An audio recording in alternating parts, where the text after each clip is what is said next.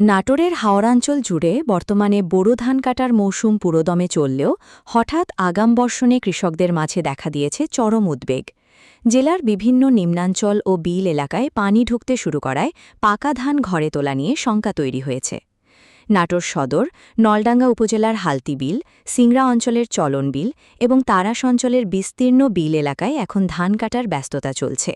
কিন্তু এ সময়ের অনাকাঙ্ক্ষিত বৃষ্টিপাতে হাওড়াঞ্চলে পানি প্রবেশ করতে শুরু করায় কৃষকরা পড়েছেন দুশ্চিন্তায়। বিশেষ করে সিংড়ার জোর মল্লিক এলাকায় আগাম বর্ষণের ফলে হাওড়ে পানি ঢুকতে দেখা গেছে। এতে করে অনেক কৃষক দ্রুত ধান কাটতে নেমে পড়েছেন, যাতে পানিতে তলিয়ে যাওয়ার আগেই তাদের কষ্টের ফসল ঘরে তুলতে পারেন। তবে আশার কথা হল, স্থানীয় প্রশাসনের সহযোগিতায় জোর মল্লিক এলাকায় অস্থায়ী বাঁধ বা বাঁধ দিয়ে পানি ঠেকানোর চেষ্টা চলছে।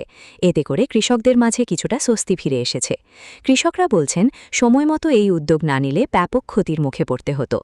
এদিকে কৃষকদের আশঙ্কা, আগাম বর্ষণ অবস্থা থাকলে নাটোরের অন্যান্য হাওর ও বিল অঞ্চলেও দ্রুত পানি ঢুকে পড়বে, যা বোরো ধানের জন্য মারাত্মক হুমকি হয়ে দাঁড়াবে। স্থানীয় কৃষক ও সচেতন মহল মনে করছেন, পানি নিয়ন্ত্রণের জন্য দ্রুত প্রয়োজনীয় বাঁধ নির্মাণ অত্যন্ত জরুরি।